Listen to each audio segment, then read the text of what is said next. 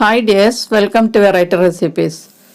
ഇന്ന് വളരെ ഹെൽത്തി ആയിട്ടുള്ളൊരു സ്നാക്കാണ് നിങ്ങൾക്ക് ഷെയർ ചെയ്യാൻ പോകുന്നത്. ഇത് ബ്രേക്ക്ഫാസ്റ്റ് ആയിട്ടും ഈവനിങ് സ്നാക്കായിട്ടും കഴിക്കാം. പിന്നെ വേണമെങ്കിൽ കുട്ടികൾക്ക് ലഞ്ച് ബോക്സിൽ കൊടുത്തു വിടാനും നല്ലതാണ്.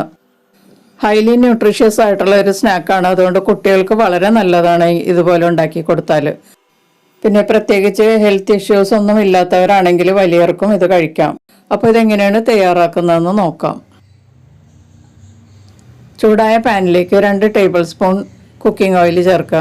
നിങ്ങൾ ഉപയോഗിക്കുന്ന ഏത് ഓയിലും ചേർത്ത് ഇതുണ്ടാക്കാം.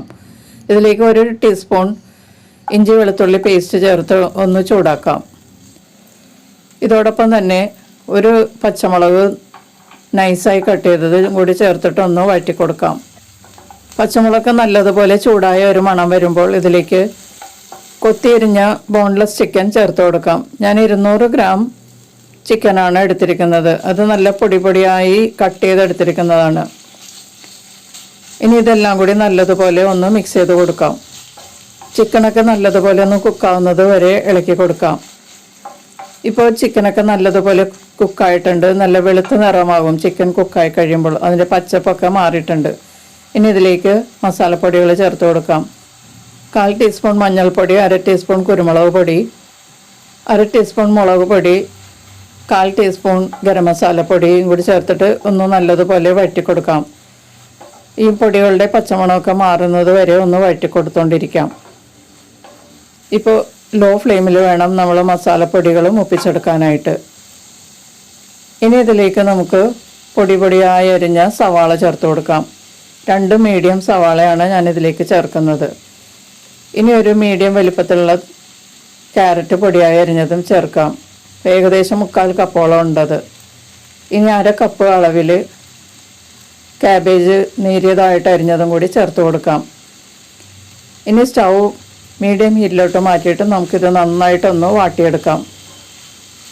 ഒത്തിരി കുക്കാകേണ്ട ആവശ്യമില്ല, ഒന്ന് വാട്ടിയെടുത്താൽ മാത്രം മതി.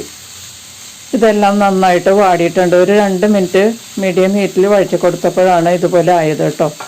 അത്രയും മതി. ഇനി ഇതിലേക്ക് ആവശ്യത്തിനുള്ള ഉപ്പ് ചേർത്ത് കൊടുക്കാം. 1 ടീസ്പൂൺ ചെറുനാരങ്ങ നീരും കൂടി പിഴിഞ്ഞ് ചേർക്കാം. നിങ്ങൾ ചെറുനാരങ്ങ പിഴിഞ്ഞ് എടുത്തിട്ട് ചേർക്കാം കേട്ടോ, അല്ലെങ്കിൽ കുരുവൊക്കെ വീഴാൻ സാധ്യതയുണ്ട്. ചെറുനാരങ്ങയുടെ കുരു ഇതിൽ വീണാൽ നമ്മൾ കഴിക്കുമ്പോൾ അത് കടിച്ചാൽ നല്ല കയ്പ്പായിരിക്കും. അതുകൊണ്ടാണ് അത് വീഴാതെ നോക്കണമെന്ന് പറഞ്ഞത്. ഇപ്പോൾ ഉപ്പും ചെറുനാരങ്ങ നീരും ചേർത്ത് നല്ലതുപോലെ വഴറ്റിക്കെടുത്ത് നമ്മളുടെ ഈ ഫില്ലിങ് റെഡി ആയിട്ടുണ്ട്. ഇത് നമുക്ക് ഇനി ഒരു പരന്ന പാത്രത്തിലേക്ക് ഇട്ട് കൊടുക്കാം. ഇതോടൊപ്പം ഈ ചാനൽ ആദ്യമായി കാണുന്നവരും ഇതുവരെ സബ്സ്ക്രൈബ് ചെയ്യാത്തവരും സബ്സ്ക്രൈബ് ചെയ്തൊന്ന് സപ്പോർട്ട് ചെയ്യുക.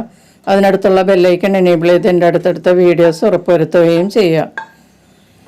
അപ്പോൾ ഞാൻ ആ വഴറ്റിയ മസാല എല്ലാം പരന്ന പാത്രത്തിലേക്ക് ഇട്ടിട്ടുണ്ട്. ഇനി ഇതൊന്ന് പരത്തി വെച്ച് കൊടുക്കാം. പെട്ടെന്നൊന്ന് ആറിക്കിട്ടാൻ വേണ്ടിയിട്ടാണ്. ഒന്ന് പരത്തി വെച്ച് കൊടുക്കാം. വലിയ ചൂടൊക്കെ ഒന്ന് മാറിക്കിട്ടുന്നത് വരെ ഇങ്ങനെ പരത്തി വെച്ച് കൊടുക്കാം.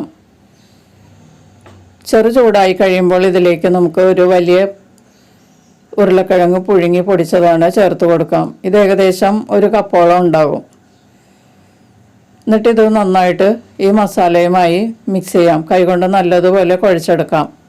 ഇപ്പോൾ ഉരുളക്കിഴങ്ങ് നല്ലതുപോലെ മസാലയുമായി കുഴച്ചെടുത്തിട്ടുണ്ട്. ഇനി ഇതിലേക്ക് അടുത്ത ചേരുവ ചേർത്ത് കൊടുക്കാം. അടുത്തതായിട്ട് ഇതിലേക്ക് ചേർക്കേണ്ടത് ബ്രെഡ് ക്രംസ് ആണ്. ഞാൻ 1 കപ്പ് അളവിൽ ബ്രെഡ് പൊടിച്ചെടുത്തിട്ടുണ്ട്. അത് ഇതിലേക്ക് കുറേശ്ശെ ചേർത്തിട്ട് കുഴച്ചെടുക്കാം. എല്ലായിടത്തും നല്ലതുപോലെ മിക്സായി കിട്ടുന്നത് വരെ കുറേശ്ശെ ചേർത്ത് മിക്സ് ചെയ്യാം.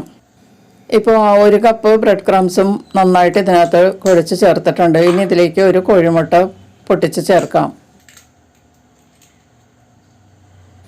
വീണ്ടും ഒന്നുകൂടി കുഴച്ചെടുക്കാം. മുട്ടയുമായി നല്ലതുപോലെ തേച്ച് കുഴച്ചെടുക്കാം. ഇനി കുറച്ച് പൊടിയായി അരിഞ്ഞ മല്ലിയിലയും കൂടി ചേർത്ത് കൊടുക്കാം. ഞാൻ 2 ടേബിൾ സ്പൂൺ അളവിൽ മല്ലിയില എടുത്തിട്ടുണ്ട്. അത് ഇതിലേക്ക് ചേർത്തിട്ട് ഒന്നുകൂടി കുഴച്ചെടുക്കാം. ഇപ്പോൾ നമ്മുടെ ഫ്രൈ ചെയ്യാനുള്ള ബാറ്റർ റെഡി ആയിട്ടുണ്ട്. ഇനി ഈ ബാറ്റർ കുറേശ്ശെ എടുത്തിട്ട് കൈവെള്ളയിൽ വെച്ചൊന്ന് ഷേപ്പ് ചെയ്തെടുക്കാം. ഞാനിത് നീളത്തിലാണ് ഒന്ന് ഷേപ്പ് ചെയ്തെടുക്കുന്നത്. ഇതേപോലെ ഷേപ്പ് ചെയ്തെടുക്കാം. ഇതിപ്പോൾ ഒരെണ്ണം ഞാൻ ഷേപ്പ് ചെയ്തെടുത്തിട്ടുണ്ട്. ഇത് നമുക്ക് വേറൊരു പാത്രത്തിലേക്ക് വെച്ച് കൊടുക്കാം. ബാറ്റർ കയ്യിൽ ഒട്ടിപ്പിടിക്കണമെന്ന് തോന്നുകയാണെങ്കിൽ കുറച്ച് എണ്ണയോ അല്ലെങ്കിൽ പതിയെ ഒന്ന് ഉള്ളം കൈ നനച്ച് കൊടുത്താലും മതിയാകും. അപ്പോൾ ഒട്ടിപ്പിടിക്കാതെ ഇരിക്കും. എന്നിട്ടൊന്ന് ഇതുപോലെ ഉരുട്ടി നീളത്തിലെടുക്കുക. അപ്പോൾ ഇതുപോലെ നമുക്ക് ബാക്കിയുള്ളതും റെഡിയാക്കി എടുക്കാം. അപ്പോൾ ഞാൻ ആ ബാറ്ററെല്ലാം ഇതുപോലെ ഷേപ്പ് ചെയ്തെടുത്തിട്ടുണ്ട്. ആ ബാറ്റർ കൊണ്ട് ഇതേ വലിപ്പത്തിൽ 12 സ്നാക്കാണ് ഞാൻ ഷേപ്പ് ചെയ്തിരിക്കുന്നത്. 2 പാത്രത്തിലാക്കിയാണ് ഞാൻ ഇത് ഷേപ്പ് ചെയ്ത് വെച്ചിരിക്കുന്നത്. ഇനി നമുക്കിത് ചൂടായ എണ്ണയിൽ ഒന്ന് ഷാലോ ഫ്രൈ ചെയ്തെടുക്കാം. നിങ്ങൾക്ക് വേണമെങ്കിൽ ഡീപ്പ് ഫ്രൈയും ചെയ്യാം കേട്ടോ.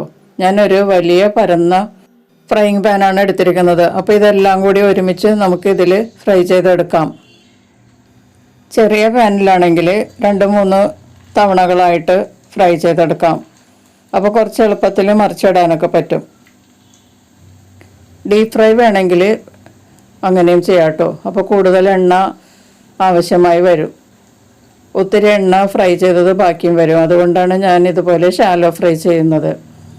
ഷാലോ ഫ്രൈ ചെയ്തെടുത്താലും മതിയാകും. 2 സൈഡും ഒന്ന് മരിച്ചെടുത്താൽ മാത്രം മതി. ഒരു സൈഡ് ഫ്രൈ ചെയ്യാനായിട്ട് ഏകദേശം ഒരു 4 മിനിറ്റ് വേണ്ടി വരും. ലോ ടു മീഡിയം ഹീറ്റിലാണ് കേട്ടോ ഫ്രൈ ചെയ്യുന്നത്. കൂടുതൽ ഫ്ലെയിമിൽ ഫ്രൈ ചെയ്യരുത്, പെട്ടെന്ന് കരിഞ്ഞു പോകും. അപ്പോൾ ഇത് 4 മിനിറ്റിന് ശേഷം നമുക്കിതൊന്ന് തിരിച്ചിടാം. ഒത്തിരി വൈഡായിട്ടുള്ള പാത്രം ആയതുകൊണ്ട് എഡ്ജസിലൊക്കെ ചൂട് എത്താത്തത് കൊണ്ട് അവിടേക്ക് ഒന്നും ഫ്രൈ ആയിട്ടില്ല. അത് നമുക്ക് വേണമെങ്കിൽ അങ്ങോട്ടും ഇങ്ങോട്ടും നീക്കി ഫ്രൈ ആക്കി എടുക്കാവുന്നതാണ് കേട്ടോ. മറിച്ചിട്ടതിന് ശേഷം 3 മിനിറ്റ് കഴിഞ്ഞ് നമുക്കിത് എണ്ണയിൽ നിന്ന് എടുക്കാം. ഇപ്പോൾ 3 മിനിറ്റ് ആയിട്ടുണ്ട്.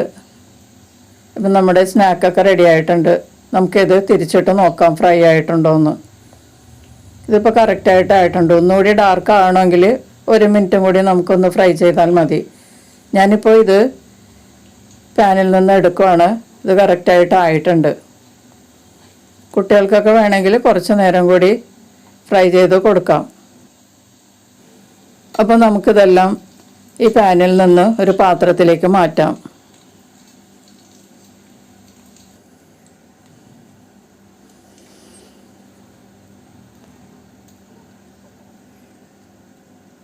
അപ്പോൾ വളരെ ഹെൽത്തി ആയിട്ടുള്ള ഈ സ്നാക്കെല്ലാം ഞാൻ ഫ്രൈ ചെയ്തൊരു പാത്രത്തിലേക്ക് മാറ്റിയിട്ടുണ്ട്. വളരെ ടേസ്റ്റി ആയിട്ടുള്ളൊരു സ്നാക്കാണ് കേട്ടോ. ഇത് എത്ര കഴിച്ചാലും നമുക്ക് മതി വരില്ല, അത്രയ്ക്ക് ടേസ്റ്റാണ്. വളരെ ഹെൽത്തിയുമാണ്.